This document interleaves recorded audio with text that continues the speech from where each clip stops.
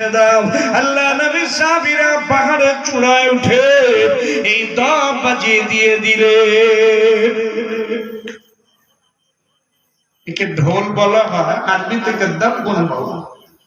দম, ঢোলের দুদিকে চামড়া লাগানো আর দমের একদিকে চামড়া লাগানো। কোন জরুরি খবর হলে মদিনার পাহাড়ের উপরে উঠে এই এরা দম বাজাতেন। সাহাবীরা এই আওয়াজ শুনে সব মদিনায় চলে আসে। আমাদের এখন মাইকের ব্যবস্থা হয়েছে, নবীজি জামানা তো মাইক ছিল না, এই ডাব বাজিয়ে দিয়েছেন। সাহাবীরা যারা শুনতে পেয়েছেন সব ছুটে মদিনায় এসে পৌঁছালেন। ৪,৫০০ সাহাবা এসেছেন। জোরে বলুন সুবহানাল্লাহ। আমার মসজিদে ফজরের নামাজে আযান দিয়ে বলছি ১৫ মিনিট সময়, জামাতে ১০ মিনিট বাকি রয়েছে। মুয়াজ্জিন সাহেব কয়েকবার হেঁটে, সেদিন একটা লোক বলছে মুয়াজ্জিন সাহেব হাঁকানি করুন না। মুসলমান যদি এই কথা বলে তো অন্য সম্প্রদায়ের লোক বলবে না,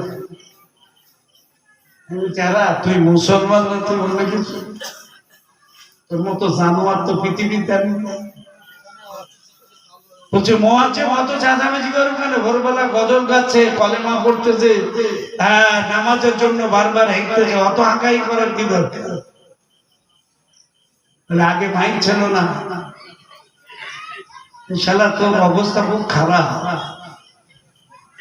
বুঝলেন না? আচ্ছা, এত ডাকাডাকি হচ্ছে মসজিদে, জামাতে কজন লোক আছে?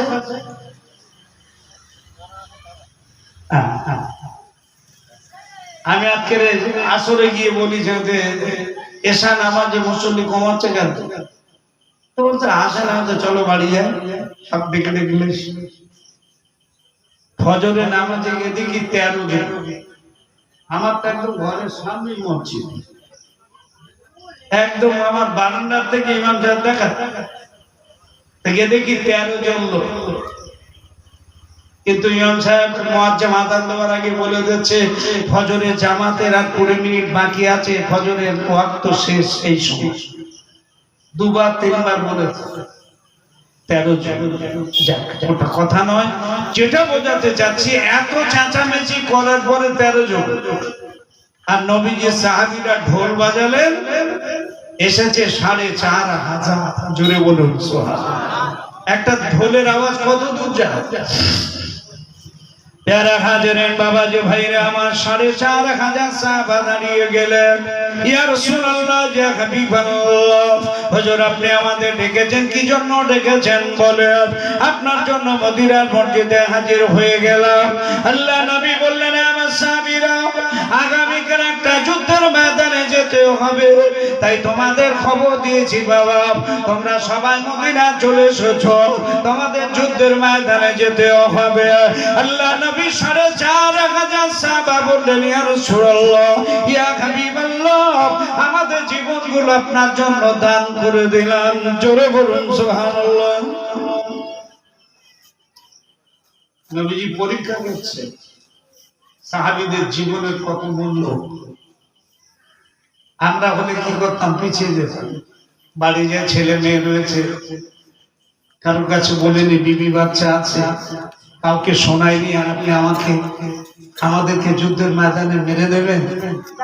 আমরা বাড়ি যাই, ঘরে আল্লাহ নবী ৪,৫০০ সাহাবা দাঁড়িয়ে বললেন, ইয়া রাসূলুল্লাহ, ইয়া হাবিবাল্লাহ, হুজুর আপনার জন্য আমরা ৪,৫০০ সাহাবা জীবন দিয়ে দেব।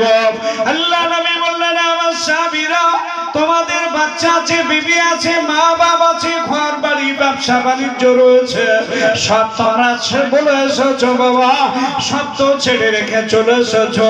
আল্লাহ নবী সাহাবীরা দাঁড়িয়ে বললেন, ইয়া রাসূলুল্লাহ, ইয়া হাবিবাল্লাহ, আমাদের বিবি বাচ্চা ছেলে মেয়ে নাতি পোতা আওলাদ ব্যবসা বাণিজ্য, আমাদের ঘর বাড়ি জমি জায়গা থেকে আমরা নবীকে মহব্বত করি। জোরে বলুন সুবহানাল্লাহ। ওদিকে বসার জায়গাটা অসুবিধা হচ্ছে, মেহরবানি করে নিজের মনে করে একটু জায়গাটা ছেড়ে একটু আগিয়ে গিয়ে একটু দরুদ শরীফ আল্লাহুম্মা সাল্লি আলা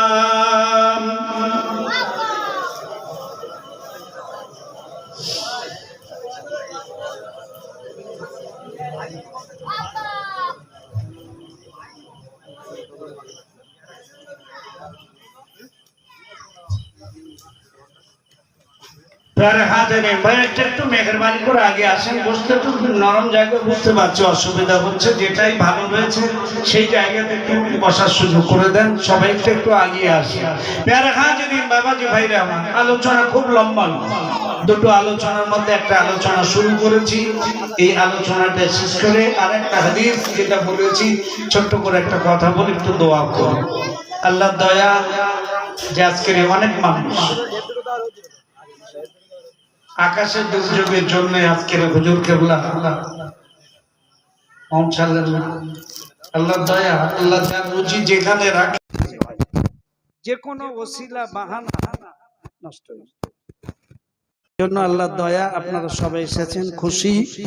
আল্লাহর ঘর মসজিদ দেখেও খুব আনন্দ লেগেছে।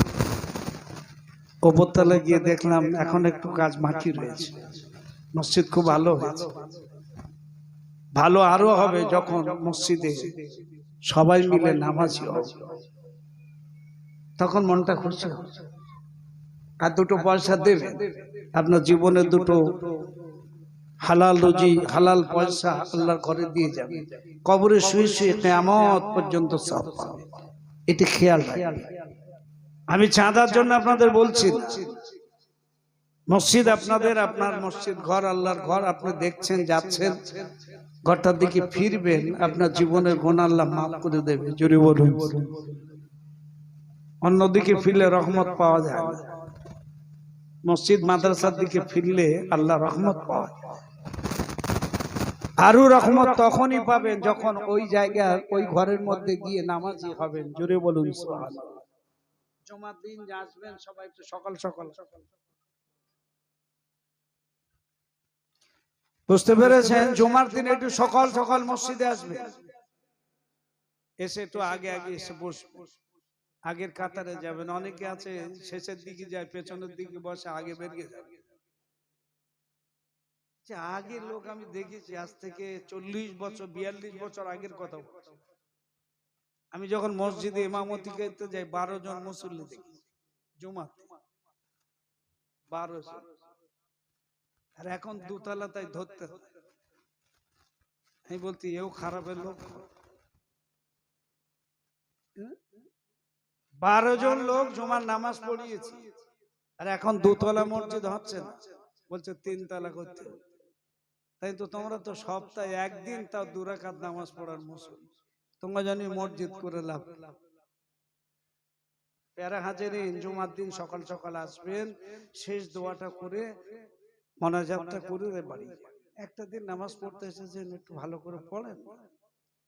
আমি দেখেছি এখন ছেলেরা সব নামাজ পড়ে চলে যাচ্ছে, আবার মসজিদে দেখি আমি জুমাতে এই ওয়ালা দলিন পড়েছি, বলছে আমিন। যারা করছি এই শব্দ করছিস কেন? তো বলছেন না মক্কায় হয়। মক্কার সঙ্গে তোদের ফতোয়া না, মক্কা আলাদা জায়গা, 4500 কিলোমিটার দূর, সে দেশের আইন, সে দেশের ফতোয়া আলাদা। আর আমাদের দেশে এসে তোরা জ্বালাচ্ছিস কেন? খবরদার আমিন জোরে বলবেন, আস্তে বলতে। ইমাম সাহেব যখন ওয়ালা দলিন তখন আমিন আস্তে আস্তে, কেন পাশের লোক না শুনতে। বুঝতে পেরেছেন? আমাদের ছেলেরা বাচ্চারা এখন জোরে পড়ছে, আবার দেখি হাত বেঁধতে সব এই বুকিরও। তোকে কায়দাই তো দেখতে পেয়েছে আলাদা। সারা জীবন বাপ দাদা চাচারা কোমরের কাছে বেঁধে এলো, আর তোরা এখন একটা নতুন কায়দা দিচ্ছিস ওপরে। এই ওপরে বাঁধবে মেয়েরা, ওদের বুকের ঢেকে তাহারিমা বাঁধতে হয়, এটা হিফাজতের জন্য, শরিয়াতের মাসলা। তোরা কি আছে বুকের উপরে, তা তোরা বুকের উপরে হাত তুলেছিস? শয়তান গুলো কোথায় গেছে? আপনাদের কুচে মোড়া হয়তো নেই, আমার কাকু বাড়া কটা নতুন নতুন হয়েছে, বলেছি বলে আমরা একটু খুব গরম, বলছি সাহেব হচ্ছে না পড়ো। হ্যাঁ, তোর মতো মুসল্লির দরকার নেই, তুই চল যা।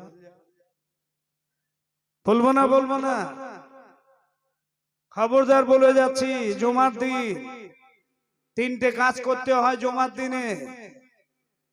ফজরে নামাজ পড়তে হয়, গোসল করার সময় মেসাক করতে হয়, আর নামাজ পড়তে যাবার সময় ওযু করে মাথায় টুপি দিয়ে একটু আতর মেখে মসজিদে যেতে হয়।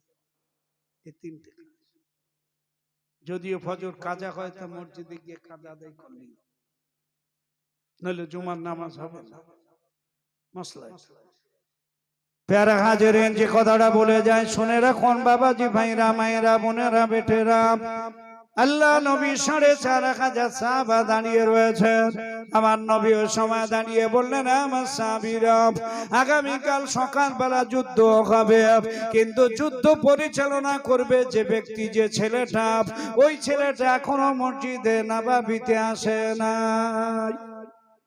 আল্লাহ নবী সাহাবীরা বললেন, ইয়া রাসূলুল্লাহ, আপনাকে তিনি মহব্বত করেন না, ভালোবাসেন না? তিনি যদি ভালোবাসতেন তাহলে আপনার ডব বাজিয়েছে আপনার সাহাবীরা। আমরা 4,500 মানুষ মদিনা এলাম, আর আপনার ওই যুবক সাহাবাটা এখনো মদিনা এলো না। ইয়া রাসূলুল্লাহ, আপনাকে ভালোবাসেন না, আপনাকে মহব্বত করেন না। আল্লাহ নবী বললেন, আমার সাহাবীরা, তোমাদের 4,500 সাহাবার মহব্বত এক পাল্লা যদি চাপানো হয়, আমার ওই যুবক সাহাবার মহব্বতে 4,500 মানুষের মহব্বত মিলবে না। জোরে বলুন সুবহানাল্লাহ, আরেকটু জোরে বলেন সুবহানাল্লাহ। নবীজি বললেন, সাহাবীরা, তোমাদের 4,500 মানুষের মহব্বত আর আমার ওই যুবকের মহব্বত তার থেকে বেশি। জোরে বলুন সুবহানাল্লাহ। সাহাবীরা বললেন, হুজুর কি কথা বলছেন? আমাদের এত মহব্বত, বিবি বাচ্চা, ছেলে মেয়ে, ঘর বাড়ি সবকিছুকে ফেলে দিয়ে নবীর জন্য এসেছি যুদ্ধে।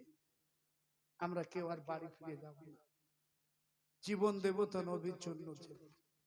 বাচ্চারা কাঁদছে, বিবিরা কাঁদছে, তাদের দিকে আমরা ফিরে গেলাম না। আর আপনি বললেন যুবকের মহব্বত বেশি। আল্লাহ নবী মসজিদে নববীতে বসে একটা চিঠি লিখলেন। চিঠি লিখে একটা সাহাবীকে ডেকে বললেন, বাবা, আমার এই ঘোড়ায় সাওয়ার হয়ে মদিনার অমুক জায়গায় চলে যাও। এই যুবকটার বাড়ি ওই গ্রামে। আল্লাহ রাসূল পাঠিয়ে দিন একটা চিঠি। ফোনের যুগ না যে ফোন করবে, রাসূলুল্লাহর হাতে চিঠি নিয়ে সাহাবী ঘোড়ায় সাওয়ার হয়ে ছুটে ছুটে মদিনায় চলে গেল। মদিনা সেই বাড়িটা দরজার কাছে গিয়ে দাঁড়িয়ে সালাম দিচ্ছেন, আসসালামু আলাইকা ইয়া আহলাল বাইত। এই বাড়িতে কে আছো, আল্লাহ রহমত শান্তি তোমাদের উপর বর্ষিত হোক। হঠাৎ একজন মহিলা ঘরের দরজা খুলে তাকিয়ে দেখে একটা ঘোড়ার উপরে একটা মানুষ সাওয়ারি। ওই সময় ব্যক্তিটা দাঁড়িয়ে ঘোড়ার পিঠ থেকে নেমে সালাম দিয়ে বললেন, এই বাড়িটা কি আল্লাহ নবী যুবক সাহাবার বাড়ি? বাড়ি বাবা। মহিলাটা দাঁড়িয়ে বলছে, কোথায় বাড়ি বাবা তোমাদের? বলছে, আমার বাড়ি হলো মদিনায়। আল্লাহ নবী পাঠিয়ে দিয়েছেন এই বাড়িটা আল্লাহ নবীর একজন যুবক সাহাবার বাড়ি। নবীজি যুদ্ধের জন্য প্রস্তুতি হয়েছে, এই ছেলেটাকে যুদ্ধের কমান্ডার করে নবী পাঠাবেন, তাই তিনি মদিনায় পৌঁছাতে পারেননি বলে নবীজি চিঠি দিয়েছে। ওই মহিলাটা দাঁড়িয়ে কাঁদতে লাগলেন, ঝরঝর করে কেঁদে বললেন, নবী সাহাবী চলে যান মদিনায়, আল্লাহ নবীকে বলে দেবেন আমার ছেলে আজকের বাড়ি নাই, আমি ওই যুবক সাহাবার মা। নবীকে বলে দেবেন আমি সে সাহাবীর মা, আমার ছেলে বাড়ি। আল্লাহ নবী পত্রবাহী সাহাবা দাঁড়িয়ে বলেন, আম্মা জান কোথায় গেছেন আপনি বলতে পারবেন? কেন আমি মদিনা ফিরে যাব। আল্লাহ নবী দস্তখত চিঠি দিয়েছেন, এই চিঠিটা নিয়ে ফিরে যাব হবে না। আপনার ছেলে কোথায় গেছে বলেন মা।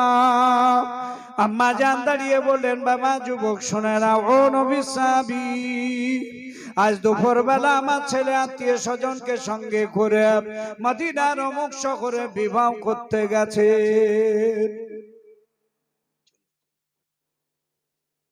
ছেলে বাড়ি ফিরলে তারপর বলুন।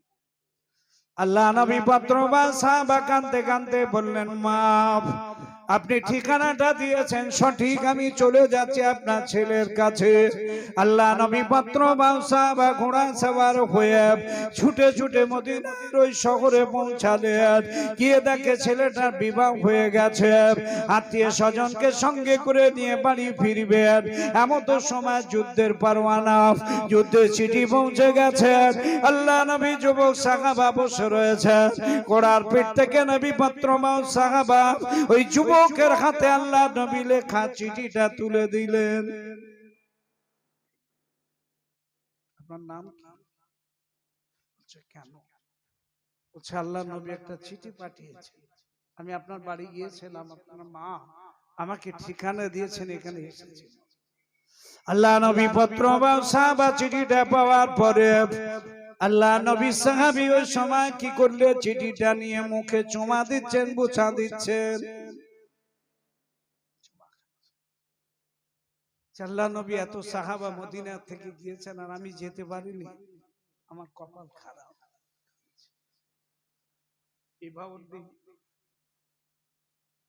আল্লাহ নবী যুবক সাহাবা দাঁড়িয়ে বললেন, আমার আত্মীয় মেহমানেরা, আমি আজ বেশিক্ষণ থাকতে পারছি না বাবা, বিদায় বিদায় বিদায়, আমাকে বিদায় দিয়ে চলে যাচ্ছি, মদিনায় চলে যাব, আমি আর ঘরে যাব না, আমার বিবিকে জানিয়ে দিও আমি চলে যাচ্ছি। আল্লাহ নবী চিঠিটা হাতে করে নিয়ে আমার বিবিকে বলে দিও, আমি যদি যুদ্ধের ময়দান থেকে ফিরে আসি তাহলে আমার বিবির সঙ্গে দেখা হবে, আর না হলে আমার বিবিকে বলে দিও আমি যদি শহীদ হয়ে মারা যাই কিয়ামতের দিনে ওই শহীদের কাতারে যেন আমাকে খুঁজে না। মহব্বত কাকে বলে? দুদিনের দুনিয়ার মহব্বতে ভুলে গেছে। রাসূলের সাহাবী চিঠিটা হাতে করে নিয়ে কাঁদতে কাঁদতে পত্রবাহু ঘোড়ার উপরে ছুটে উঠেছে, চলে একটা মুরগি জবাই করে ছেড়ে দিলে যেমন জমিনে আছাড় খায়, ওই মেয়েটা ওই রকম আছাড় খাচ্ছে। আল্লাহ আমাকে বিবাহ দিলেন, স্বামী আমাকে মোহর দিয়ে চলে যাচ্ছে না যুদ্ধের ময়দানে। মেয়েটা কাঁদছে, বিয়ের বাড়িতে সবাই কাঁদছে, এমন স্বামী তো জীবনে দেখি। বউটাকে নিয়ে তো ঘরে রেখে তারপরে যুদ্ধে যাবে নবীর দরবারে। আল্লাহ নবী যুবক সাহাবা ঘোড়ায় সওয়ার হয়ে মদিনায় পৌঁছালেন। আল্লাহ নবী ৪৫০০ সাহাবা মসজিদে নববীর সামনে দাঁড়িয়ে রয়েছেন। আল্লাহ নবী সাহাবী ঘোড়ার পিঠ থেকে নেমে চিঠিটা হাতে করে দিয়ে আল্লাহ নবীর সামনে হাজির হলেন। ইয়া রাসূলুল্লাহ, ইয়া হাবিবাল্লাহ, হুজুর আমার আসতে দেরি হয়ে গেছে, এর জন্য আপনি আমাকে মাফ করে দেন। ৪৫০০ সাহাবা দাঁড়িয়ে আশ্চর্য হয়ে গেলে। আল্লাহ নবী বলেছিল তোমাদের মহব্বত ৪৫০০ মানুষের ভালোবাসা আর আমার যুবকের একটা যুবকের ভালোবাসার সঙ্গে তোমাদের ৪৫০০ মানুষের ভালোবাসা মিলবে না। আল্লাহ নবী সেই সাহাবা জিহাদের ময়দানে যাওয়ার জন্য মদিনার মসজিদে দাঁড়িয়ে রয়েছে। ও বাবাজি ভাইরা আমার, আল্লাহ নবীর কাছে ক্ষমা চাইছেন। আমার নবী বললেন, আমি তোমাকে মাফ করে দেব, তবে তোমার আসতে দেরি হয়েছে কেন এই খবরটা একবার তুমি মদিনা জানিয়ে দাও। আল্লাহ নবী যুবক সাহাবা মদিনার মসজিদে দাঁড়িয়ে ৪৫০০ সাহাবার সম্মুখে দাঁড়িয়ে বলেছিল, ইয়া রাসূলুল্লাহ, ইয়া হাবিবাল্লাহ, হুজুর আজ দুপুরবেলা আমার বিবাহ হয়েছে, আমার বিবিকে দুনিয়া জমিনে রেখে আপনার যুদ্ধের জন্য আপনার পরওয়ানা জারি, আপনার চিঠিটা পাওয়ার পরে আমি দুনিয়ায় আমার বিবিকে বিসর্জন দিয়ে, দুনিয়ায় বাপ মাকে বিসর্জন দিয়ে আমার জীবনটাকে আপনার জন্য দেওয়ার জন্য আমি মদিনার মসজিদে হাজির হয়েছে। ইয়া রাসূলুল্লাহ, হুজুর আপনি আমাকে মাফ করে দেন, আমাকে ক্ষমা করে দেন। আল্লাহ নবী বললেন, হে যুবক, তোমার বিবাহর দিন আজ, তোমার নতুন বিবিকে নিয়ে ঘরে যাবে, এমন তো সময় যুদ্ধের পরোয়ানা, যুদ্ধে জারি জারি হয়ে গেল। ওই সময় বিবি সাহেব একটা দস্তখত চিঠি লিখে পাঠিয়ে দিয়েছেন মদিনার জমিনে। আল্লাহ নবী দরবারে হাজির হলেন। ঘোড়ার পিঠ থেকে নেমে মদিনার মসজিদের ভিতরে গিয়ে সালাম দিয়ে বলেন, ইয়া রাসূলুল্লাহ, ইয়া হাবিবাল্লাহ, হুযায়ফা বলে একটা যুবক আপনার কাছে আছে। আল্লাহ নবী বললেন, হুযায়ফা রে, দেখো তো এই লোকটি তোমার খোঁজ করছে বাবা। লোকটি একটা দস্তখত চিঠি দিয়ে হুযায়ফার হাতে দিয়েছেন। বিবি সাহেবা চিঠিতে লিখে দিয়েছেন, আমার স্বামী গো, আপনি আমাকে বিবাহ মোহর আদায় করে আল্লাহর জমিনের উপরে আপনি আমাকে রেখে চলে গেলেন। আর আপনি বলে গেছেন ফিরে আসলে দেখাও হবে, আর না হলে কিয়ামতের মাঠে শহীদের কাতারে দেখা হবে। হায় আমার স্বামী, আমি আপনার কাছে কিছু চাই না, কোন নিবেদন আমার নয়, তবে একটা দাবি আপনার কাছে, আপনি একটু মেহেরবানি করে আপনি আমার চেহারাটা আপনি আমাকে একবার দেখিয়ে যান। আমি দুনিয়ার জমিনে যদি আপনার চেহারাটা দেখতে পাই, কাল কিয়ামতের মাঠে আমি সহজে আমার স্বামীকে খুঁজে নেব। জোরে বলুন সুবহানাল্লাহ। আর আমি যদি আপনাকে দেখতে না পাই, কিয়ামতের দিনে আমি পাগলের মতো ছুটতে থাকবো, আমার স্বামী কোথায় আছে, কোথায় আছে। আমার স্বামী একটাবার আমার সঙ্গে আপনি দেখা দিয়ে যান। আল্লাহ নবীর সম্মুখে যুবক দাঁড়িয়ে আছে, চোখের কোনা দিয়ে টপ টপ করে পানি পড়ে, চিঠিটা ডমর দিয়ে পকেটে রেখে দিয়েছেন। আল্লাহ নবী মিসকে হেসে বললেন, বাবা যুবক, চিঠিটা পেলে পকেটে রেখে দিলে আবার চোখের কোনা দিয়ে পানি পড়ে, এর কারণটা একবার তুমি আমাকে শোনাও। বলি, ইয়া রাসূলুল্লাহ, ইয়া হাবিবাল্লাহ, একদিকে 1,25,000 কাফের আমার জীবনটা নেওয়ার জন্য যুদ্ধের ময়দানে দাঁড়িয়ে আছে, অপরদিকে আমার বিবি আমার চেহারাটা দেখার জন্য দাঁড়িয়ে আছে, আর মধ্যিখানে আল্লাহর নবী আপনি আমার জীবনটাকে যুদ্ধের ময়দানের জন্য কবুল করেছেন। আমি হুযায়ফা, আমার কাছে 3টে জিনিস এসে দাঁড়িয়েছে, আমি যুদ্ধের ময়দানে যাব না, বিবির কাছে যাব না, নবীর কাছে থাকবো। আল্লাহ নবী বুঝতে পেরেছেন। আমার নবী সাহাবীদের দেখে বললেন, আমার সাহাবীরা তাড়াতাড়ি একটা ঘোড়া নিয়ে চলে এসো। আল্লাহ নবী সাহাবীরা ঘোড়া নিয়ে এলেন। ওই ঘোড়াটা দেখে আল্লাহ নবী বললেন, হুযায়ফা তাড়াতাড়ি চলে যাও, তোমার বিবি তোমার সঙ্গে দুটো কথা বলবে, ঘোড়ায় সাওয়ার হয়ে চলে যাও। আল্লাহ নবী সাহাবী হুযায়ফা নতুন বিবির সঙ্গে দেখা করার জন্য ঘোড়া সাওয়ার হয়ে দৌড়াতে শুরু করলেন। বাড়ির কাছে গিয়ে ঘোড়ার পিঠে বসে সালাম দিয়েছে। এমন তো বিবি দরজা খুললেন, স্বামী চেহারাটা দেখে বললেন, হ্যাঁ আমার স্বামী সওহা, আপনি একবার ঘোড়ার পিঠ থেকে নেমে ঘরে আসেন, আমি হাতে আপনার জন্য কিছু খাবার তৈরি করেছি। আমার জীবনের দাবি, আপনি যুদ্ধে চলে যাবেন, শহীদ হয়ে মারা যাবেন, আপনার দায়িত্ব, আপনার দাবি আমি কবুল করতে পারি নাই, তাই আমার হাতে তৈরি খাবারটা আপনি খেয়ে যান। আল্লাহ নবী সাহাবী হুযায়ফা ঘোড়ার পিঠে বলে বসেছে, বলে বললেন, আমার বিবি আমি তোমার হাতের খাবার খেতে পারি না, এখনই মদিনা চলে যাব। 4,500 মানুষ দাঁড়িয়ে রয়েছে, আল্লাহ নবী আমাকে পাঠিয়ে দিয়েছেন দেখা করার জন্য। আল্লাহ নবীর বিনা হুকুমে তোমার হাতের তৈরি খাবার খেতে পারি না। জোরে বলুন মহব্বত কাকে বলে? বিবি দাঁড়িয়ে আছেন, খাবার নেই, সবাই অবাক। যুবক ঘোড়া চালিয়ে দিলেন মদিনার দিকে। বাইরে আমার ঘোড়া চালিয়ে দিয়েছেন মদিনার রাস্তা দিকে। বিবি সাহেবা ঘোড়ার দড়িটা লাগাম ধরে দাঁড়িয়ে বললেন, স্বামী আমার, আপনি নামবেন না, হাতের খাবার খাবেন না, আপনি চলে যাবেন, তাহলে আমার দুনিয়ার জমিনে বেঁচে থাকার কি মূল্য হবে? আপনি মারা যাবেন, শহীদ হয়ে যাবেন, আপনার চেহারাটা দেখার জন্য পাঠিয়েছিলাম, যান যান।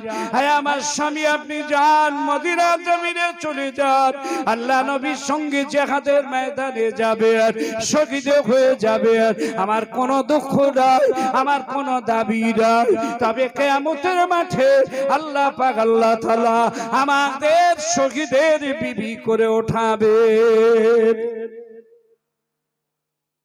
এর নাম মহব্বত। আলোচনা লম্বা হবে।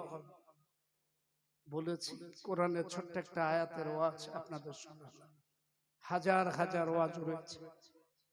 সেই মহব্বতের নবীর উম্মত আমরা, আমাদের জীবন থাকতে রাসূলকে আমরা মহব্বত করি জীবনের থেকে। এজন্য সবার কাছে দাবি দোয়া রেখে একটা কথা বললাম। 11:30 বাজতে চলেছে, রাত বেশি হবে না। আল্লাহ দয়া, অনেক মানুষ এসেছেন, দেখে মনটা খুশি লাগছে। উঠেছি যখন তখন হালকা মহব্বত করি আমরা ফুরফুরা সিলসিলার উপরে আমাদের জীবনটাকে ইস্তেকামাত আল্লাহ রেখে দেন। সবাই পড়ি আল্লাহুম্মা আমিন। আমি আপনাদের শুরুতে বলেছিলাম ভিটামিন শুধু শুনলে হবে না,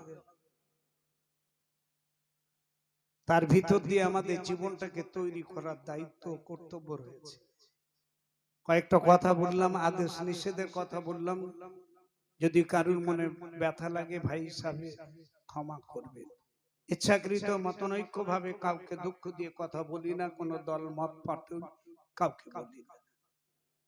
আল্লাহ পাক হিসাব সবাইকে দিতে হবে আল্লাহর কাছে, এর জন্য সবাই তৈরি থাকে। হিসাব সবাইকে দিতে হবে। 12 বছর বয়স থেকে মৃত্যুর আগ পর্যন্ত হিসাব সবাইকে দিতে হবে। তার জন্য সবাইকে কতটা তৈরি করেছেন, কতটা জমিয়েছেন, সেই বাজার নিয়ে আমরা সবাই যাব আখিরাতের মাঠে। কিয়ামতের দিনটা খুব কঠিন দিন হবে। কোরআন শরীফে এসেছে ওই দিনে মানুষ পাগলের মতো দৌড়াবে, কিন্তু আসলে তারা পাগল না। ও আনতুমুস সুখারা বলা হয়েছে, তারা পাগল না, আল্লাহর আযাবের ভয়ে কিয়ামতের দিনে তারা পাগলের মতো। ওই দিনে দুটো জিনিস আপনাকে কাজ করবে কিয়ামতে।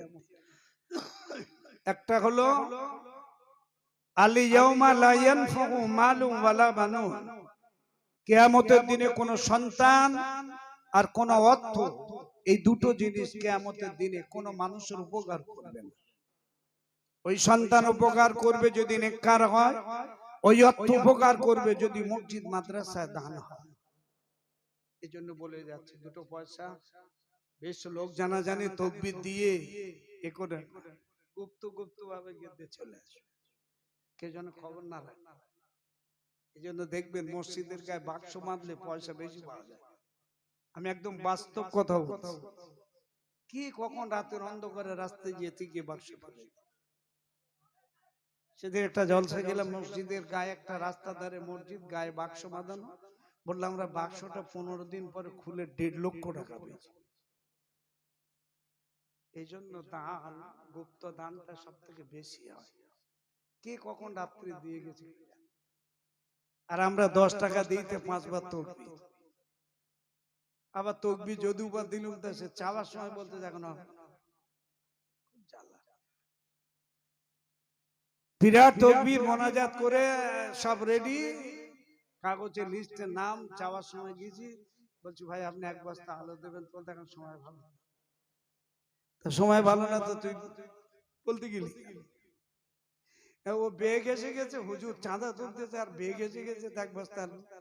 এখন 30 টাকা 32 টাকা কেজি 1 বস্তা আলুর দাম 1500 টাকা। ও বলতে এখন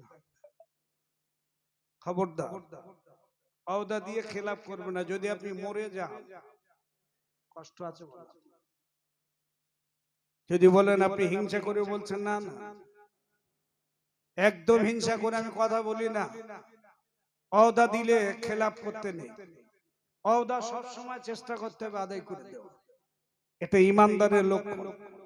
আমি দেব না, দিতে পারবো না, তাকবীর দেওয়ার দরকার নেই, আমার নাম বলার দরকার নেই, নামটাম বলে বিরাট তাকবীর দেরি বাপ ছপ্পর ফেটকে দিয়েছে, চাওয়ার সময় বলতে হবে না।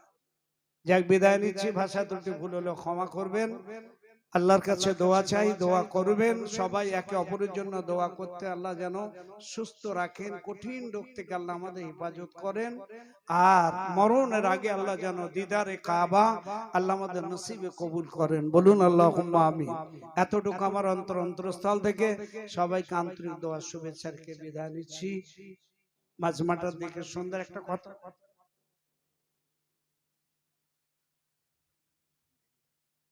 তা তো আমার বলবো 11:30 মধ্যে বলে দেব।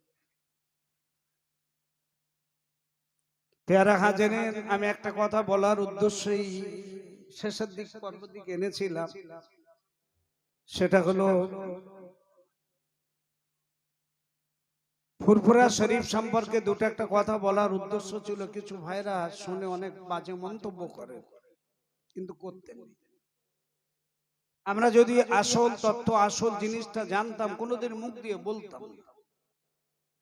খবরদার বলবেন না, আমি বলেছি সব জায়গাতে বলবেন, আপনার পছন্দ না হয় ফিরে আসবেন, কিন্তু গীবত গাবেন না। গীবত গেলে কি হবে, আমার দাদা হুজুর পীর কেবলার গায়ে গীবতের তহমত পড়ে যায়। এত বড় গুনাহগার পৃথিবীতে আপনি হয়ে যাবেন। এই জন্য ফুরফুরা শরীফ দাদা হুজুর পীর কেবলা আমরা দেখিনি, 5 হুজুর কেবলাকে দেখেছি, শুধু সেজি হুজুর পীর কেবলাকে দেখিনি। তাছাড়া বাকি বড় হুজুরকে দেখেছি, মেজ হুজুরকে দেখেছি, ন হুজুরকে দেখেছি, ছোট হুজুরকে দেখেছি। আমি ছোট হুজুরের সঙ্গে ওয়াজ করেছি, আমার ছোট ভাই তখন নতুন নতুন ওয়াজ শিখেছি, হুজুর কেবলার সঙ্গে ওয়াজ করেছি। আর আমার পীর ছিল মেজ হুজুর পীর কেবলা। 1982 সালের কথা বলছি, কলকাতা আলিয়া মাদ্রাসাতে তখন আমি পড়ি। উনি নিউ মার্কেট মসজিদে থাকতেন, তা বিকেল বেলা যেতাম, এই হুজুরের সঙ্গে অনেক কথা কবাতন হতো, দেখা করতাম। উনি আমার পীর ছিলেন। উনি চলে যাওয়ার পরে কালিমুল্লাহ হুজুরের হাতে বায়াত হয়েছিল। আমার পীরও চলে গেছে, না হাত ধরার মতন আর ইচ্ছা হচ্ছে। মিসলাহ হুজুর পীর কেবলা আল্লাহ পাক উচ্চ ধরনের আলেম এবং ওলি, সেই সঙ্গে বাতিনি তথ্য ওলি আল্লাহ বানিয়েছিলেন। জোরে বলুন সুবহানাল্লাহ। খুব বড় আলেম ছিলেন। তাবলীগ জামাতের বড় বড় আলেমরা যেতেন ওনার সঙ্গে কথা বলতে, বড় বড় আলেম, তাদের নাম বলবো আমি নাম জানি। তারা যেতেন হুজুরের সঙ্গে কথা বলার। আপনার ইউটিউব দেখেন, সোশ্যাল মিডিয়া দেখেন, মোবাইল দেখেন, একজন তাবলীগের খুব বড় আলেম, আমাদের ছেলেরা অনেকে দেখেন, লোকটার নাম আইজুল হক কাসিম ঈসা, দেখেছেন কেউ? দেখেন, উনি মেদিনীপুর এক মাদ্রাসার হেড মাওলানা ছিল, এখনো বেঁচে আছে। তাবলীগ জামাতের খুব বড় আলেম। আসামে বাড়ি, জনাব তায়েব সাহেব হুজুর রহমতুল্লাহ আলাইহি, আমার ওস্তাদ। আমি ওনার টাইটেল ওনার কাছে পড়েছি। উনি দমদম এয়ারপোর্ট মাদ্রাসায় শুয়ে রয়েছেন মসজিদের ধারে, খুব বড় আলেম। আসামে বাড়ি ছিল। উনি বাংলা বলতেন, ও টেনে টেনে বলতেন। হুজুর কেবলাকে আল্লাহ এই সব আলেমদের সোহবতে, অনেক আলেমরা গিয়ে ওনার সঙ্গে আলোচনায় বসতেন। তো হুজুর কেবলা খুব ফারসি জানতেন। তো ওনার জীবনের একটা কথা আমি আপনাদের কাছে উপস্থাপন করছি। হুজুর কেবলা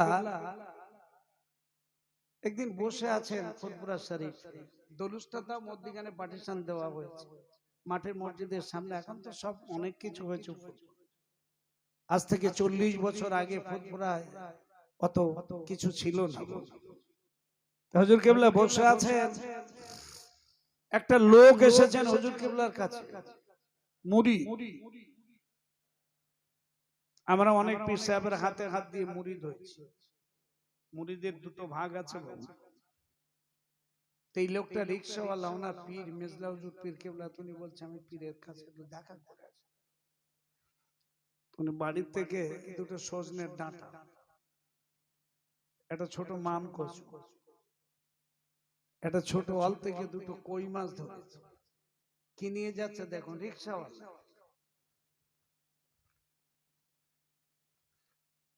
আর একটা পেঁপে গাছে দুটো ডাঁসা পেঁপে রয়েছে, পেঁপে দুটো পেড়ে নিয়ে ফুরফুরায় হুজুর কেবলা দলিজে বসে আছেন। রিকশাওয়ালা গিয়ে হুজুরকে সালাম দিয়ে, আসসালামু আলাইকুম। হুজুর উত্তর দিয়ে বলছে, বাবা রিকশাওয়ালা মুরিদ বাবা তুমি? বলছে জি হুজুর। তো বলছে, বাবা তোমার প্যাকেটে যেগুলো নিয়ে এসেছো একটা জিনিস একটু নিচে রেখে ওঠো। রিকশাওয়ালা প্লেনে বলছে একটা জিনিস নিচে রেখে বাকি জিনিসগুলো উপরে নিয়ে এসো। বলছে হুজুর কোন জিনিসটা? তো বলছে পেঁপে দুটো নিচে রাখো।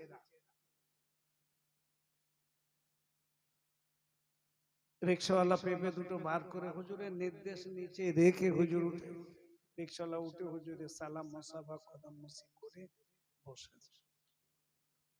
তো বলছে বাবা অনেক দূর থেকে এসেছো, কষ্ট হয়ে গেছে। সারাদিন রিক্সা চালাও, সবসময় আসতে পারিনি, দুটো পয়সা জোগাড় করে মাটন ট্রেনে আসবো, দুটো পয়সা দরকার, তাই টলি চালিয়ে চালিয়ে দুটো পয়সা রেখে আপনার কাছে এসে। পীর কাকে বলে? ফুরফুরা ফুরফুরা ছিল, আপনাদের কি বলবো, ভাষা বললে আপনাদের কষ্ট হতো। ফুরফুরার ইতিহাস আপনারা জানেন না।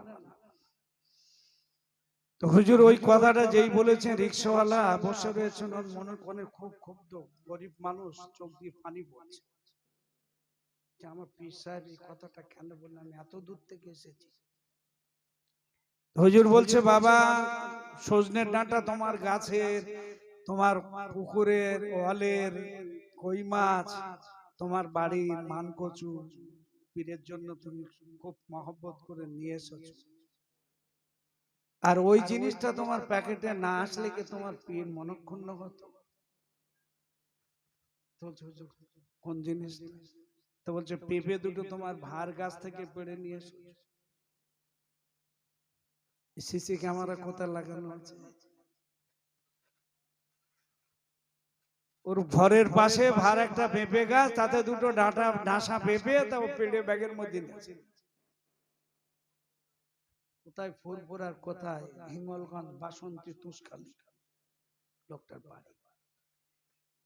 হুজুর এই কথাটা শোনার পরে রিকশাওয়ালা হুজুরের পা দুটো জড়িয়ে ধরে কাঁদছে, হুজুর বেয়াদবি মাফ করুন, ভুল করেছে। এর নাম ফুরফুরা শরীফ। আপনারা ফুরফুরা শরীফ সম্পর্কে শোনেন, জানেন? আর একটা কথা প্রসঙ্গ মাফিক বলে দিয়ে সালাম পড়িয়ে দোয়া করব ভাই বাবাজি, দাদা হুজুর পীর কেবলা রহমতুল্লাহ আলাইহির জামানার কথা বলছি। ওনার পীর ছিলেন সুফি ফাতি আলী ওয়াইসি রহমতুল্লাহ আলাইহি, যিনি শুয়ে আছেন কলকাতার মানিকতলার মাটিতে। হুজুরের পীরের জীবনী শুনলে আশ্চর্য হয়ে যাবে। সুফি ফাতি আলী ওয়াইসি রহমতুল্লাহ আলাইহির হাতে হাত দিয়ে মুরিদ হয়েছিলেন দাদা হুজুর পীর কেবলা সুফি ফাতি আলী ওয়াইসি রহমতুল্লাহ আলাইহি। কত বড় দরজার ওলি ছিলেন ভাই বাবাজি। উনি একদিন ফজরের নামাজ পড়ে রাস্তায় হাঁটছেন, তসবিটা হাতে করে কিছু দূর গিয়েছেন, দেখে কটা পুলিশ দাঁড়িয়ে রয়েছে। কি খবর বাবা? বলছো ফকির সাহেব আপনার মাথা টুপি, মুখে দাঁড়িয়ে, হাতে যেন সুতোর সঙ্গে গুটি গুটি দানা, একটা করে দানা ছাড়ছেন আর ঠোঁটটা নাড়ছেন। সুফি ফাতি আলী ওয়াইসি বলেছিলেন বাবা পুলিশেরা, তোমরা সরকারি পুলিশ, আমার হাতে এই জিনিসটা অন্য কিছু না, এটা খুব দামি জিনিস। পুলিশের একটু হেসে বলছে আমাদের মেশিনের থেকে কি দাম বেশি নাকি? কাঁধে বন্দুক রয়েছে। সুফি ফাতি আলী ওয়াইসি রহমতুল্লাহ আলাইহি বলছে বাবা পুলিশেরা তোমাদের মেশিনের দাম বেশি। তো বলছে এক্ষুনি যদি গুলি করে আপনি মারা যাবেন, টুকরো বিটুকরো হয়ে যাবে। হুজুর দাঁড়িয়ে বলছে বাবা তোদের মেশিনের ক্ষমতা মানুষকে মারতে পারিস, আর আমার মেশিনের ক্ষমতায় মরা মানুষকে জ্যান্ত করতে পারি। জোরে বলেন। আর আমরা মানুষ মরে গেলি তসবিহ নিয়ে কলেমা শরীফ পড়তে, একটা মেশিনে কাজ হচ্ছে না, কাজ হবে? সুফি ফাতি আলী ওয়াইসি রাহমাতুল্লাহ আলাইহি হুজুর ওই সময় দাঁড়িয়ে বলছে বাবা পুলিশেরা, তবে তোরা দেখবি না শুনবি। পুলিশেরা দাঁড়িয়ে বলে হুজুর ও বাবা ফকির সাহেব আপনি দেখবেন না শুনবেন? বলে বাবা যদি একবার দেখা যায় শোনার দরকার হবে না। পুলিশ গুলো তাকিয়ে দেখে পাখি উড়ে যাচ্ছে, রেডি করে পাখির দিকে লক্ষ্য করে বন্দুকের কলটা টিপলে পাখির গা লাগার সঙ্গে ছটফট করে জমিনে পড়ে গেল। ওই টুকরো বিটুকরো ছেঁড়া টুকরা পাখিটা হাতে করে দিয়ে পুলিশরা বলছে বাবা ফকির সাহেব আমাদের মেশিনের কত দাম ভালো দেখো। কত দাম? পাখি মেরে হুজুর দাঁড়িয়ে বলছে বাবা ফকির বাবা পুলিশেরা তোমরা দেখবে না শুনবে বাবা? বলে একবার যদি দেখতে পাই শোনার দরকার হবে না। হুজুর ওই সময় মরা পাখিটার গায়ে তসবিহটা নিয়ে হুজুর পড়েছিলেন কুম বিসমিল্লাহ লা ইলাহা ইল্লাল্লাহু মুহাম্মাদুর রাসূলুল্লাহ। এই বলে তসবিহটা যেই লাগিয়ে দিয়েছে আল্লাহর হুকুমে টুকরো খাওয়া পাখিটা জিন্দা হয়ে উড়ে যায়। এর নাম ফুরফুরা। সেদিন একটা জলসে বলেছি এই ফুরফুরা তোরা বলিস, ফুরফুরার কত দাম জানিস? দাদা হুজুর পীর কিবলা মাটির মসজিদ আপনারা দেখেছেন, নামাজ পড়েছেন, এই মসজিদের বারান্দায় বসে রয়েছেন দাদা হুজুর পীর কিবলা। তাকিয়ে দেখে একটা যুবক হাতে একটা বড় ব্যাগ নিয়ে আসছে। হুজুর জোহরে নামাজ পড়ে বসে রয়েছেন, দেখে ভক্ত মুরিদরা সব বসে আছে। ছেলেটা ব্যাগটা হাতে করে নিয়ে এসে মসজিদের পটের নিচে রেখে উপরে উঠে আসসালামু আলাইকুম প্যান্টটা টেনে মেনে কষ্ট করে বসে হুজুরের হাতে হাত দিয়ে মুসাফা। হুজুর বলছে বাবা ছেলে প্যাকেটটা নিচে রেখে এলে কেন? ফুরফুরা কাকে বলে শুনেনি? দাদা হুজুর বলছে বাবা প্যাকেটটা নিয়ে এসো। ছেলেটা উঠে আবার গিয়ে প্যাকেটটা নিয়ে বলছে কি আছে বাবা? বলে যে হুজুর আমার আব্বা আপনার মুরিদ, তা আমি এসেছি ফুরফুরাতে আপনার জন্য একটা কাঁঠাল দিয়েছে। দাদা হুজুর কাঁঠালটা শুনে খুব খুশি হল। বাবা কাঁঠাল? এবার সব ভক্ত মুরিদেরা বসে আছেন মাটির মসজিদের বারান্দায়। দাদা হুজুরের সামনে প্যাকেট থেকে এইরকম বড় একটা কাঁঠাল মোটা ধরে টেনে হুজুর কাঁঠালের গায়ে হাত দিয়ে বলছে বাবা আমার মুরিদের বাড়ি এত বড় কাঁঠাল আল্লাহ দিয়েছে গাছে। ছেলেটা মনে মনে বলছে হুজুর যতই দোয়া করেন ওর মধ্যে কম পরীক্ষা। সেদিন এক পীর সাহেবের বলি যে এরকম পরীক্ষা হবে আপনার, এটা দেখি না জীবনে, দেখে কবরে যায়। দাদা হুজুর দোয়া করছে আল্লাহ আমার মুরিদের গাছে এত বড় কাঁঠাল, আল্লাহ আরো কাঁঠাল দি। দাদা হুজুর পীর কেবলা বসে বলছে বাবা মুরিদের বেটা কাঁঠালটা নিয়ে এসেছো নদিয়া জেলা থেকে। আমার বাড়ি নদিয়া জেলা, আপনি যাবেন? বাবা তোমার আব্বা আমার মুরিদ।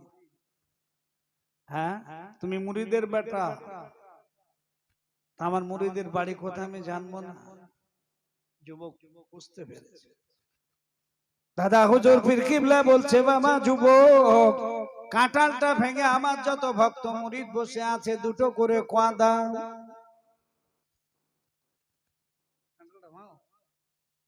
ভেঙে সবার হাতে দুটো করে কোয়া খেতে দাও। ওর মধ্যে তো কোয়া নেই। ও বাড়ির থেকে কগুলো বের করে বিজলি খড় কাগজ চট এইসব দিয়ে গোল করে কাঁঠালটা বানিয়ে আটা দিয়ে জুড়ে সুতো দিয়ে কাগজ দিয়ে বেঁধে নিয়েছে ফুরফুরা পীর সাহেবের পরীক্ষা করে। তখন চোখ আমরা গাছে উঠে শালা আজকের আর বাড়ি ফেরা হবে না। একটা করে যদি ঘুষি মারে,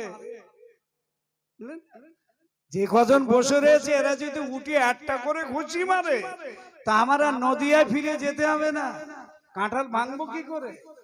ওতে তো কিচ্ছু নেই। বাইরে আমার বাবা জিরে আমার জোয়ান যুবকেরা দাদা হুজুর পীর কিবলা বলছে বাবা যুবক কাঁঠাল ভাঙো, আর যুবক বারবার বলছে হুজুর কাঁঠাল বাড়ি নিয়ে যান। ভাঙতে বলছে আর বলছে হুজুর বাড়ি নিয়ে। তো ধরা খেয়ে যাবে। দাদা হুজুর পীর কিবলা বারবার বলে কথাটা কেটে দেন। হুজুরের কাছে বসে আছেন ভক্ত মুরিদেরা, সবাই দাঁড়িয়ে গিয়ে বলছে বেয়াদব ছেলে, পীরের কথা কোনোদিন কেটে দিতে নাই। হুজুর ওই সময় যুবকের মুখটা কালো দেখে চোখের কোনা দিয়ে টপ টপ করে পানি পড়ছে, বেউজ্জতি হয়ে ফিরে চলে যেতে হবে। হুজুর বলছে বাবা যুবক, তুমি আমাকে ঠকাতে পারো, আমাকে তুমি ঠকাতে পারো, তবে আমার আল্লাহ পাক আমি আবু বকর আমাকে ঠকায় না। ও বাবা যুবক, ওই কাঁঠালের মধ্যে বড় বড় রসালো আছে, তুমি আমাকে ঠকাতে এসেছো, আমার আল্লাহ আমাকে ঠকায় না। যুবক, ওর মধ্যে ক আছে। ভাইরা আমার, বাবাজের আমার, যুবক ওই সময় কাঁঠালটা নিয়ে বসে পড়লেন, মুখের দিকে ঘষানো শুরু করলেন। এর ভিতরে তাকিয়ে দেখে ক ভর্তি রয়েছে, সবার হাতে দুটো ক দিলে। হুজুর বলছে বাবা যুবক তুমি দুটো খেয়ে নাও। যুবক হুজুরের পা দুটো জড়িয়ে ধরে কাঁদতে লাগলেন, হুজুর বেয়াদবি মাফ করুন, হুজুর আপনি কি করে জানতে পারলেন? হুজুর বলেছিল বাবা যুবক তুমি আমাকে ঠকানোর জন্য কাঁঠালটা বাড়িতে তুমি দ্বিখণ্ড করে ভোতনা বার করছিলে, আমি আবু বকর আল্লাহ পাক আমাকে রুহানি চোখ দিয়ে দেখিয়ে দিলেন। এর নাম ফুরফুরা, বুঝলেন না? আমরা এখন তো অন্যরকম বলছি। ফুরফুরা শরীফের দাদা হুজুর পীর কেবলা, তিনি ছিলেন জামানার মুজাদ্দিদ। আবার কত মুজাদ্দিদ এখন বেরিয়েছে তার ঠিক নেই, হবে অনেক মুজাদ্দিদ দাবি করবে, কিন্তু না, মুজাদ্দিদ 100 বছর পর একটা আসে। আল্লাহ কবুল করেন। যতটুকু বলেছি ভাষা ত্রুটি ভুল হলে ক্ষমা করবেন। ফুরফুরা সম্পর্কে, ফুরফুরা আলাদা জিনিস। আমি ছোট হুজুর পীর কেবলার কাছে শুনেছি, নিজে কানে হুজুরের সামনে বসে শুনে। ফুরফুরা শব্দটা জাতা শব্দ নয়। দাদা হুজুর পীর কেবলার কালিজার টুকরা ছোট হুজুর পীর কেবলা একদিন ওযু করছেন। আপনারা যারা একটু বয়স্ক দেখতে পারেন, এখনকার ছেলেরা দেখবেন না, নেই। তাহের হুজুরের বাড়ির সামনে, মসজিদের সামনে, ওখানে একটা দলু ছিল, কাঠের ফ্রেম, গোলপাতা ছাও। ছোট হুজুরের দলুজি বসতে আমি দেখেছি, বসেছি দলুজির সামনে। হুজুর ওযু করছে, হঠাৎ কয়েকজন এসে হুজুরকে সালাম দিয়েছে। হুজুর বলছে বাবা ওযু করার সময় সালাম দিতে নেই। ছোট হুজুর খুব লম্বা চড়া মানুষ, খড়ম জুতো পায়ে দিয়েছেন, চেরা লুঙ্গি ছলুকা গায়ে দিয়ে, হুজুরের টুপিটা সবসময় পেছনের দিকে থাকে, সামনটা খালি ছিল। এসে বলছে হুজুর আমরা একটা জিনে আসর মহিলা নিয়ে এসেছি গাড়িতে বেঁধে, আপনি একটুখানি তদবির করুন। তো হুজুর খড়ম খুলে খুলে বলছে বাবা এইটি নিয়েছে। লোকগুলো দাঁড়িয়ে বলছে হুজুর উঠবেন, তেল পানি পড়ে তাবিজ কবজ দেবেন, চালক করবেন, ঝাড়ফুঁক করবেন, তো খড়ম খুলে দিচ্ছে। ওকে যেন মনে ঠিক বিশ্বাস হচ্ছে খড়ম স্বাভাবিক। হুজুর বলছে বাবা এই খড়মটা নিয়ে ওই রুগীটা কেটে দেন। ওরা খড়মটা হাতে করে নিয়ে যাচ্ছে, মনে মনে অনেক চিন্তা ভাবনা করতে করতে গাড়ির জানলার কাছে গিয়ে খড়মটা দেখিয়েছে, মহিলাটা একদম সুস্থ। ছোট হুজুর পীর কেবলা ওযু করে দাঁড়িয়ে আছেন, দুজন লোক হাসিন সাফিদ জামা পরে, হাত মাথায় টুপি, হুজুরকে সালাম দিয়ে বলছে হুজুর চলে যাচ্ছে, আমাদের কষ্ট দেবেন, তবে একটা কথা বলছে, এই গাড়িটা যখন নিয়ে আসছিল বালি ব্রিজ দিয়ে, আমরা মনে করলাম এই গাড়িটা উঁচু করে পানিতে ফেলে দিই, শুধু দিইনি, মাথায় লেখা ছিল ফুরফুরা শরীর। আমি বোঝাতে চাইছি কলিজা ফেটে যাবে, ফুরফুরার কত দাম, কত মূল্য, সেটাকেও নিয়ে এখন ব্যবসা চলছে। আফসোস, ছোট হুজুর পীর কেবলা জিনগুলোকে চলে গেলেন সালাম দিয়ে, রোগী সুস্থ হয়ে। তাবিজ কবজও দিতে হলো না, ঝাড়ফুঁক করতে হলো না, তাকে চালকও করতে হলো না, ২-৫ হাজার টাকাও নিতে হলো না, তারা সহজে চলে গেল। এর নাম ফুরফুরা শরীফ। আমা তৌফিক ইল্লা বিল্লাহ ওয়া আখির দাওয়ানা আনিল হামদুলিল্লাহি রাব্বিল আলামিন। আসুন আল্লাহ পাকের সম্মুখে দাঁড়িয়ে নবীজি সালাম, ইয়া নবী সালাম।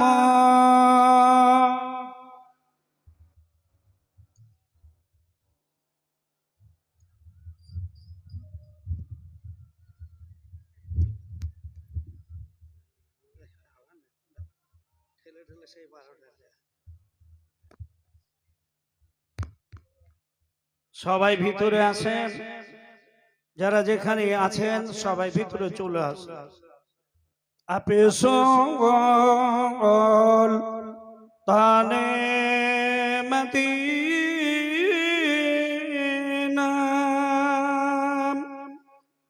মাহবতে ওয়াহিয়ব সকিনা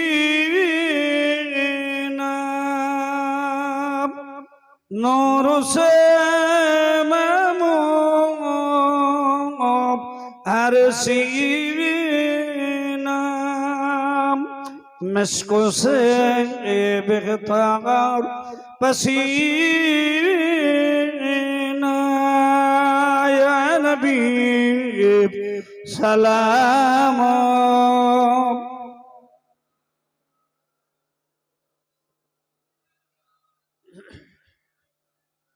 یا حبیب سلام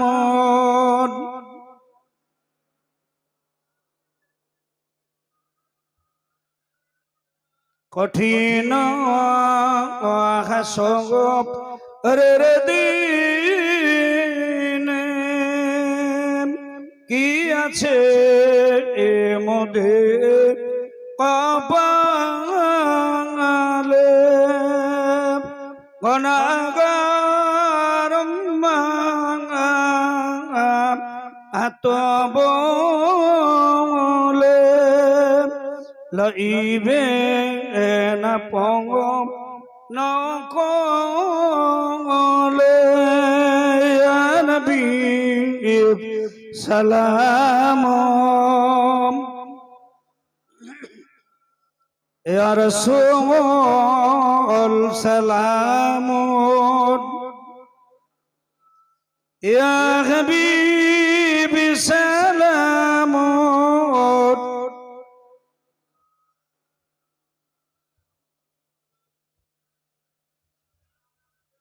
অগনবী এ তোমায় সালাম লাখো বার আমরা তো সবাই গুনাহগার কে আছে মোদের দেখাবার কিয়ামতে নবী ভরসা তোমার ইয়া নবী সালাম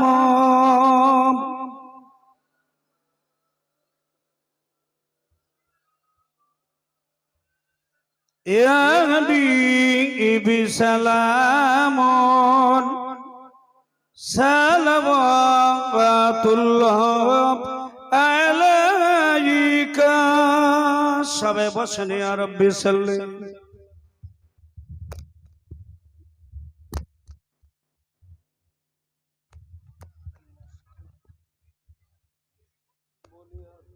তখন আর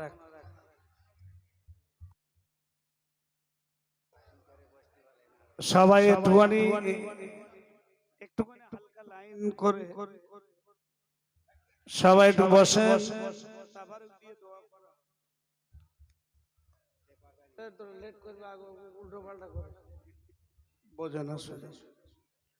সবাই একটু কাতার মতো সোজা করে বসেন। না না আমি চাঁদা তুলতে আসি, আমি চাঁদা তুলতে আসি।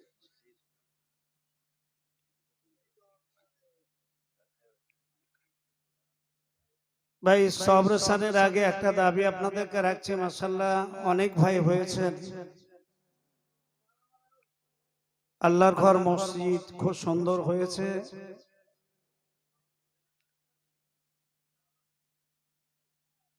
আমি আপনাদের কাছে তাকবীর দেওয়া, নাম ধরে ডেকে বলা এসব কিছুই নয়। মসজিদ কমিটি ভাইরা আছেন, জলসা কমিটি আছেন, আল্লাহর ঘর মসজিদ একটুখানি কাজ বাকি রয়েছে, দুটো পয়সা দিলে বাকি কাজগুলো হয়। তা আপনাদের কাছে দাবি রাখছি, ভাইরা যাচ্ছে লাইনে, যার পকেটে যেমন আছে আল্লাহর ঘর মসজিদের দিকে তাকিয়ে দুটো পয়সা আপনারা দেবেন, আল্লাহ কবুল করেন।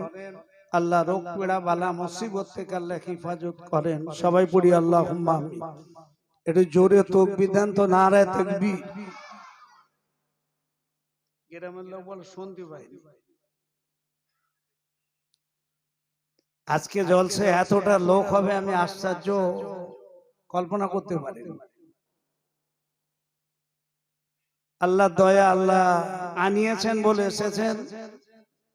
এই সবাই একটু উচ্চ আওয়াজে আল্লাহর নামের একটু ধ্বনি, সবাই গলা ছেড়ে একটু বলেন নারায়ে তাকবীর। আর একটু জোরে বলেন নারায়ে তাকবীর। সিলসিলায়ে হক ফুরফুরা শরীফ, সিলসিলায়ে হক ফুরফুরা শরীফ, নারায়ে তাকবীর। মাশাআল্লাহ। বসার অতটা জায়গা নেই, ভাইরা যা রাস্তায় বাইরে রয়েছেন তাবারুক দেওয়া হবে, সবার লাইনে তাবারুক। আমার ভাইরা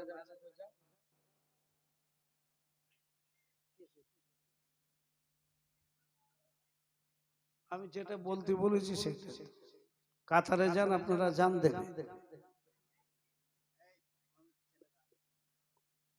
বাবু তোমরা একটু ঘোরো না, কমিটি ছেলে, মসজিদ কমিটি যারা আছেন ভাইরা একটু ঘোরেন। আমার ভাইরা যা আছেন, যার পকেটে যেমন আছে বাবু, আল্লাহর ঘর মসজিদের জন্য মান বান আল্লাহু মসজিদান বান আল্লাহু ফিল জান্নাহ। অনেক ওয়াজ আছে, আমি অতটা ওয়াজ আপনাদের শোনাচ্ছি না।